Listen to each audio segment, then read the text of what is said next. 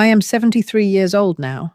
My hands are wrinkled, my hair is silver, and my back is not as straight as it once was. But my mind is clear, and my heart still remembers every lesson life has taught me.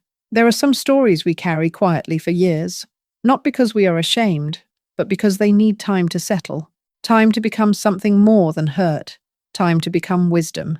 This is one of those stories. It happened 3 years ago, on a cool autumn evening, when the leaves were falling gently outside my window and the world felt soft and quiet. I was at home, as I usually am, sitting in my small living room with a cup of tea and a book I had read many times before. I have always loved books. They ask nothing of you except your attention, and in return, they give you worlds. My son, Daniel, called me that afternoon. His voice was warm, as it always is, but there was something underneath it, a hesitation, a carefulness that I recognized immediately as the tone children use when they are about to ask their parents for something uncomfortable.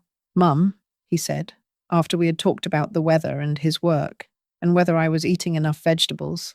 "Carla's parents are in town this weekend. Carla is his wife. They have been married for 6 years. She is a good woman, I think, though we have never been particularly close, not because of unkindness, but because of distance. Distance in understanding, perhaps, or in values. I have never been quite sure." "That's nice, Daniel," I said, stirring my tea slowly. I already knew what was coming. "They want to take us out to dinner," he continued. "A nice place downtown. And they asked if you would like to come." There it was. The pause before asked. The slight drop in his voice. He was nervous. "Of course," I said simply. "I would be happy to join you." He sounded relieved, but also still nervous. "Great. That's great, Mum. It's at Belmont's. Saturday at 7. I'll pick you up at 6:30. Belmont's. I knew the name. It was one of those restaurants where the lighting is dim and expensive, where the waiters wear black and speak in low voices, and where the cost of a single meal could feed a family for a week. I thanked him, told him I loved him, and hung up the phone. Then I sat very still for a long time, holding my teacup in both hands, feeling the warmth seep into my palms. I knew what this dinner would be. I had known the moment he said Carla's parents wanted me there. This was not an invitation born out of love or curiosity. This was an inspection, a formality, a box to check. I had met Carla's parents once before, briefly, at the wedding. They had been polite but distant, their smiles tight and practiced. I could see in their eyes that they had already decided who I was, a small-town woman, a widow who lived alone in a modest house, a mother who had raised her son without wealth or status. They had measured me and found me lacking, and now they wanted to confirm it. Let me tell you something about myself that very few people know. I am not poor. I have never told Daniel this, not in so many words. He knows I am comfortable. He knows I do not struggle. But he does not know the full picture, and I have never felt the need to paint it for him. I worked for 42 years as an accountant and financial consultant. I started in a small firm when I was 23, just after my husband died suddenly, leaving me alone with a 2-year-old son and no life insurance. I had a degree in mathematics, a sharp mind, and a deep, burning need to survive. So I worked. I worked quietly and carefully. I saved every penny I did not absolutely need. I invested wisely without flash or pride. I learned early that money is not something you show off. It is something you protect. By the time I retired at 65, I had built a life of security that most people would never suspect by looking at me. I own my home outright. I have investments that provide me with more income than I need. I have a retirement fund that will outlast me, and a savings account that could cover any emergency 3 times over. But I live simply. I drive a 12-year-old car that runs perfectly well. I shop at discount grocery stores. I wear the same practical clothes I have worn for years. I do not travel extravagantly or buy things I do not need, not because I cannot afford to, but because I do not want to. Wealth, I learned long ago, does not bring happiness. It brings options, and I have chosen the option of peace. Daniel knows I am self-sufficient. He knows I do not need his help, but he does not know the numbers. He does not know that I could, if I wanted to, write a check, that would change his life. I have never told him because it has never mattered, until now. Saturday came quietly as Saturdays do. I woke early as I always do, and made myself a simple breakfast of toast and tea. I sat by the window and watched the birds gather near the feeder I keep in the yard. There is something deeply comforting about routine. It asks nothing of you except presence. But today, my mind was not entirely at peace. I had been thinking all week about the dinner, about what it would be, about what I would allow it to be. I am not a prideful woman, but I am not a foolish one either. I knew that Carla's parents would come to that table with assumptions already made. They would see me as someone small, someone to be pitied, perhaps, or politely ignored, someone whose presence was an inconvenience dressed up as courtesy. And I had made a decision. I would let them believe it, not because I wanted to deceive them, but because I wanted to see who they truly were. You see, when people believe you have nothing, they stop pretending. They stop performing kindness. They stop hiding their cruelty behind smiles and polite words. They show you their character, and I wanted to see theirs. I chose my clothes very carefully that evening. I stood in front of my closet for a long time, running my fingers over the fabrics, thinking. I own several beautiful outfits, clothes I have kept from my working years, a navy blazer that fits me perfectly, a silk blouse the color of deep wine, a pair of elegant slacks and shoes that still shine when polished. I did not choose any of these. Instead, I reached for an old cardigan, soft, faded grey, with pills along the sleeves. It was warm and comfortable, but it was also worn, tired-looking, the kind of sweater that says, I do not have the money or the energy to replace this. I paired it with a plain white blouse, slightly yellowed at the collar despite my best efforts to keep it clean, dark slacks that were practical but shapeless, and shoes, old scuffed leather flats that I usually wore only for gardening. I stood in front of the mirror and looked at myself. I looked exactly like what they expected, a small, elderly woman, unremarkable, forgettable, poor. I felt a strange sadness as I looked at my reflection, not because of how I appeared, but because I knew how easily people would dismiss me based on it, how quickly they would decide I had nothing to offer, nothing to say, nothing worth knowing. But I also felt something else, a quiet, steady resolve. I would go to this dinner. I would sit at that table. I would listen. I would observe. And I would let them show me exactly who they were when they thought no one important was watching. Because silence, I have learned, is one of the greatest forms of power. Daniel arrived at 6:30, exactly on time, as he always is. He is a punctual man like his father was, reliable, steady, good-hearted, though sometimes a little too eager to please. He came to the door wearing a suit, his hair neatly combed, his face bright with nervous energy. "Hi, Mum," he said, kissing my cheek. His eyes flickered over my outfit just for a second, and I saw something there, a faint flicker of discomfort, maybe embarrassment. He didn't say anything, but I could feel it. He had wanted me to look different, better, more impressive. I smiled gently and picked up my small purse.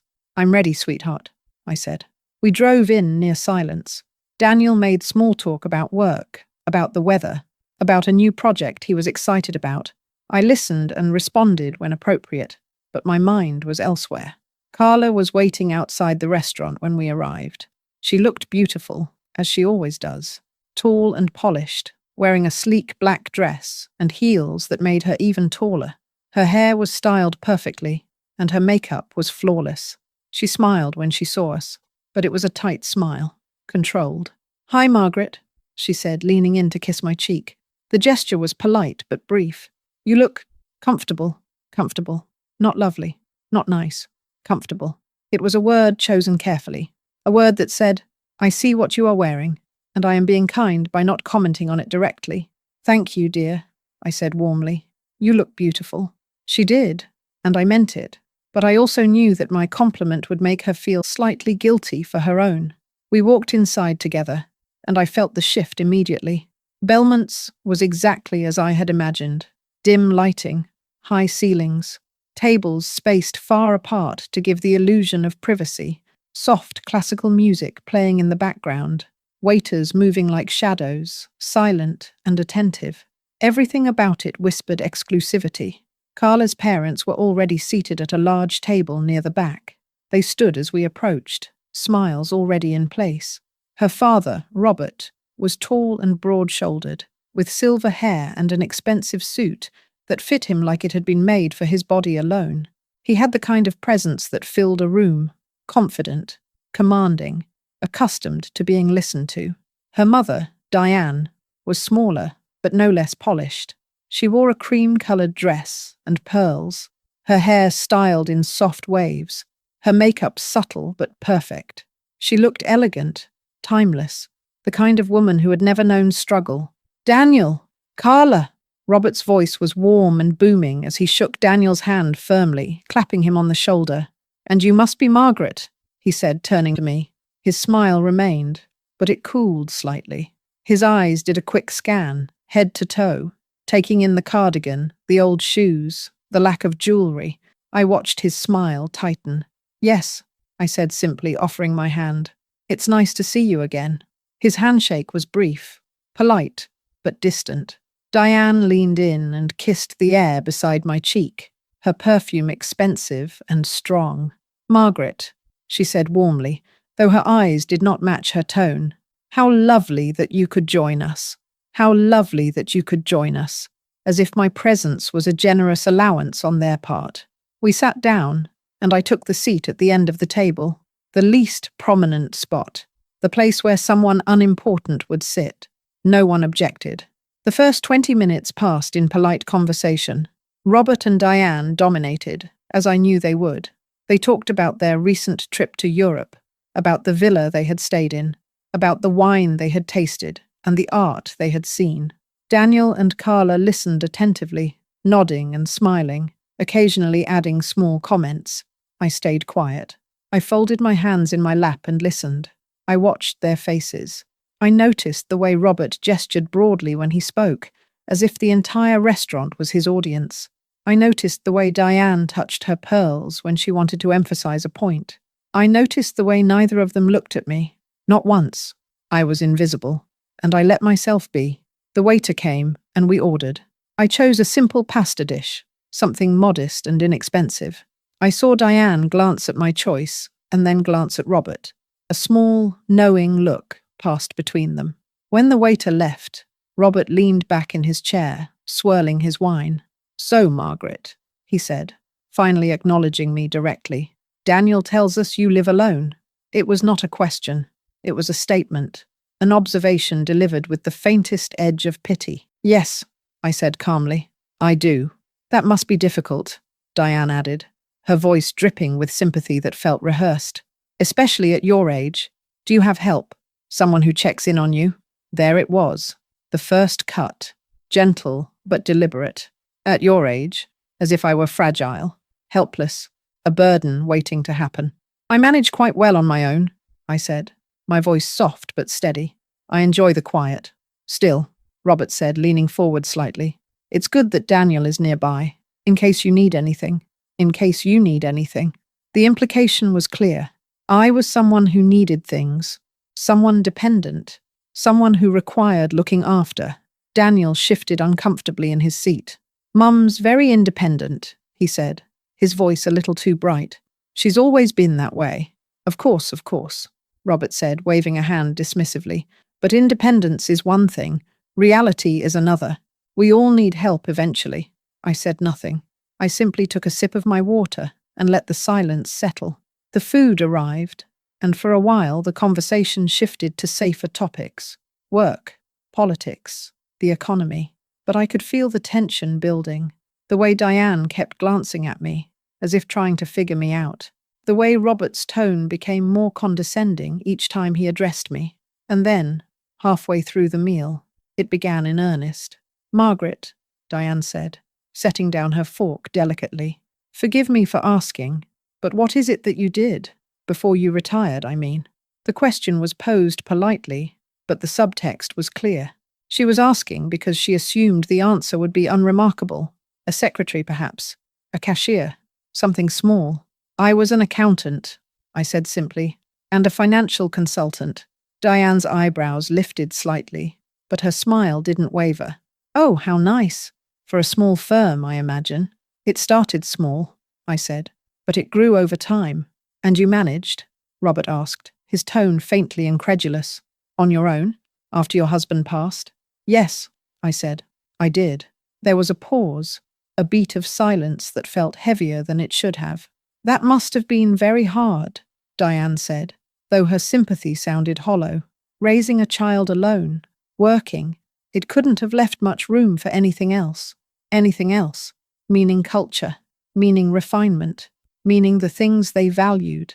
It left room for what mattered, I said quietly. Robert chuckled, though there was no warmth in it. Well, you certainly did a fine job with Daniel. He's a hard worker, very grounded, not flashy but solid. Not flashy. Another cut, disguised as a compliment. Thank you, Daniel said, his voice tight. I could see the discomfort in his face now, the realization that something was wrong, but I stayed calm. I took another bite of my pasta and let them continue. The cruelty escalated slowly, like water coming to a boil. It was never loud, never obvious, but it was there, in every carefully chosen word, every polite smile that didn't reach the eyes. Diane began asking questions about my house, how old it was, whether it needed repairs, whether I was managing the upkeep. Robert made comments about retirement, about fixed incomes, about how difficult it must be to make ends meet in today's economy. They spoke to me the way you might speak to a child, slowly, clearly, as if I might not understand, and through it all, I stayed silent. I answered their questions with simple, honest responses. I did not elaborate.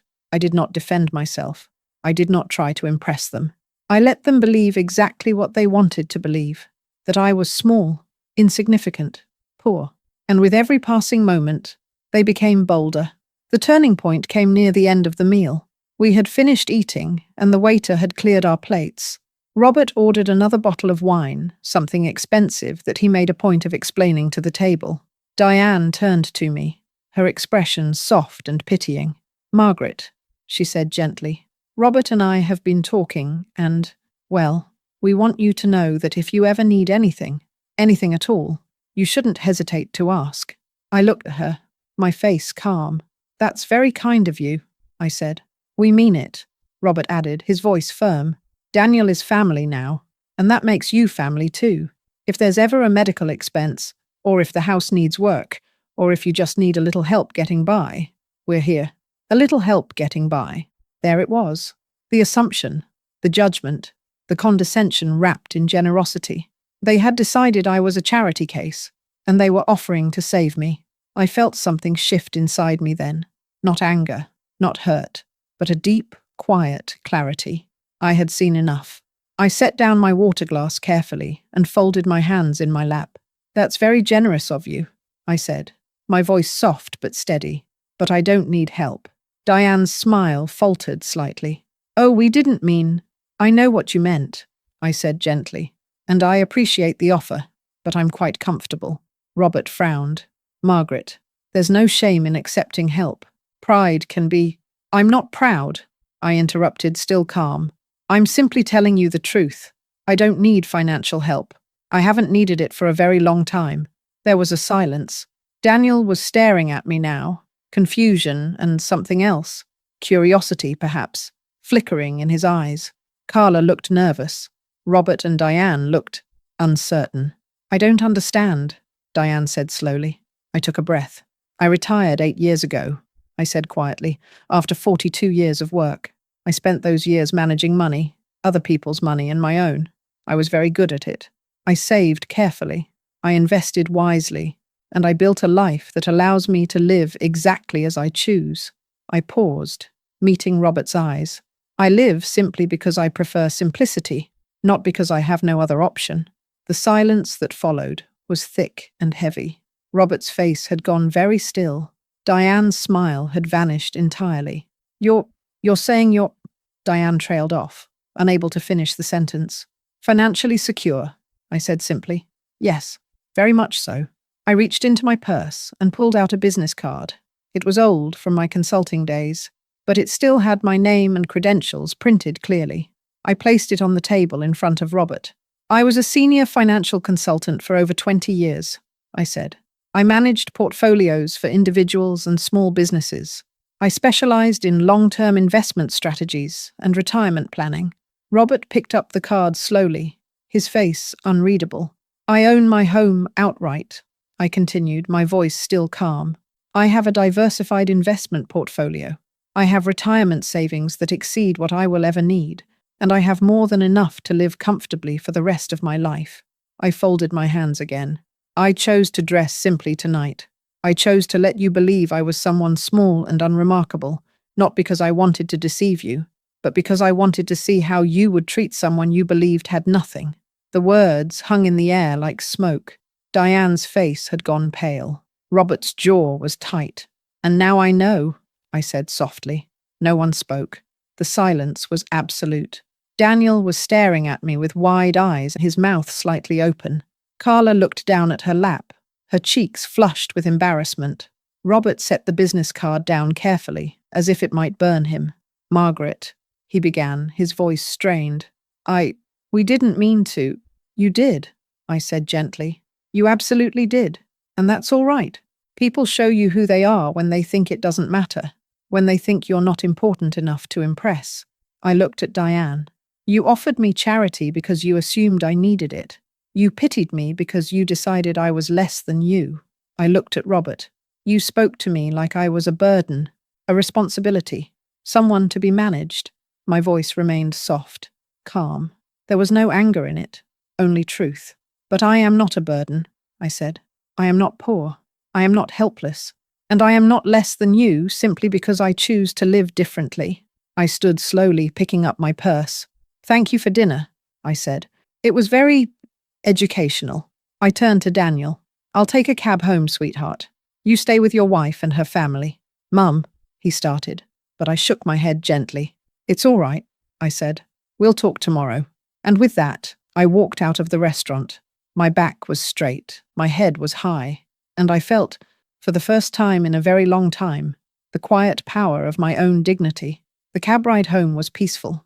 I sat in the back seat, watching the city lights blur past, and I felt calm, not victorious, not vindicated, just calm. I had not gone to that dinner to humiliate anyone. I had gone to learn, and I had learned exactly what I needed to know. When I got home, I made myself a cup of tea and sat in my favorite chair by the window. The house was quiet, the night was still, and I was at peace. Daniel called the next morning. His voice was quiet, almost tentative. Mum, he said, can I come over? Of course, I said. He arrived an hour later, and we sat together in my small living room. He looked tired, troubled. Why didn't you tell me? He asked finally. About the money, about everything. I thought about it for a moment. Because it didn't matter, I said. Not to me. And I didn't think it mattered to you. It doesn't, he said quickly. I mean, I don't care about the money. I wish I'd known. I wish I hadn't let them. He trailed off, his face pained. You didn't let them do anything, I said gently. They chose to behave the way they did. That was their choice, not yours. But I brought you into that, he said. I asked you to come, and You invited your mother to dinner, I interrupted softly. There's nothing wrong with that. He was quiet for a long time. Carla's parents called this morning, he said finally. They want to apologize. That's their choice too, I said. Do you want to hear it? I thought about it. Not particularly, I said. Apologies that come from embarrassment aren't really apologies. They're damage control. He nodded slowly. Mum, he said, looking at me with something like wonder. You're kind of amazing. I smiled. I'm just old, sweetheart, and I've learned a few things along the way. In the weeks that followed, things settled into a new normal. Robert and Diane did send a letter. It was long and formal and filled with words like misunderstanding and regret. I read it once and then put it away. Daniel and Carla came to visit more often. We talked more, real conversations, not polite ones. Carla apologized too in her own way. She didn't say much, but I could see in her eyes that she understood something had shifted. And I think, perhaps, she began to see me differently, not as someone small, but as someone whole. I've been thinking a lot lately about silence, about the way we use it, the way we fear it, the way we mistake it for weakness. I stayed silent at that dinner not because I was afraid to speak. I stayed silent because silence gave me something words never could. It gave me clarity, truth, understanding. When you stop defending yourself, when you stop trying to prove your worth, you create space for people to show you exactly who they are. And that is a gift. Not always a pleasant one, but a gift nonetheless. I am 73 years old. I have lived a long life, a quiet life, a life that most people would probably find unremarkable, but it is mine, and it is enough. I learned long ago that you do not need to be loud to be powerful. You do not need to be rich to be worthy. You do not need to prove yourself to people who have already decided what you are. You only need to know who you are. And I do. I am a woman who survived loss and built a life from nothing. I am a woman who raised a good son. I am a woman who worked hard, saved wisely, and chose simplicity over show. I am a woman who understands that dignity is not something you wear. It is something you carry. And no one can take it from you unless you let them. So if you are listening to this, and you have ever felt small, if you have ever been dismissed or underestimated or treated as if you do not matter, know this. You do matter. Your worth is not determined by what you own or how you look or what other people think of you. Your worth is inherent, unchangeable, absolute. And silence sometimes is the strongest thing you can offer, not because it hides you, but because it reveals them. Thank you for listening to my story. If it touched your heart, if it made you think, or if it reminded you of your own worth, I would be so grateful if you would take a moment to like this video. It helps others find these stories too. And if you'd like to hear more stories like this one, stories about life, dignity, resilience, and the quiet strength we all carry, please consider subscribing. I share a new story every week, and I would be honored to have you join me. If this story resonated with you, perhaps share it with someone who might need to hear it. Someone who has ever felt invisible or small. Someone who needs a reminder they are enough. And if you feel comfortable, I'd love to know where you're listening from and what you felt while hearing this story. Your words mean more to me than you know. Leave a comment below. I read each one. Until next time, my dear friends, may you walk through this world with your head high and your heart at peace. You are worthy, you are enough, and you are never, ever as small as someone else's judgment tries to make you. Take care of yourselves, and I'll see you in the next story.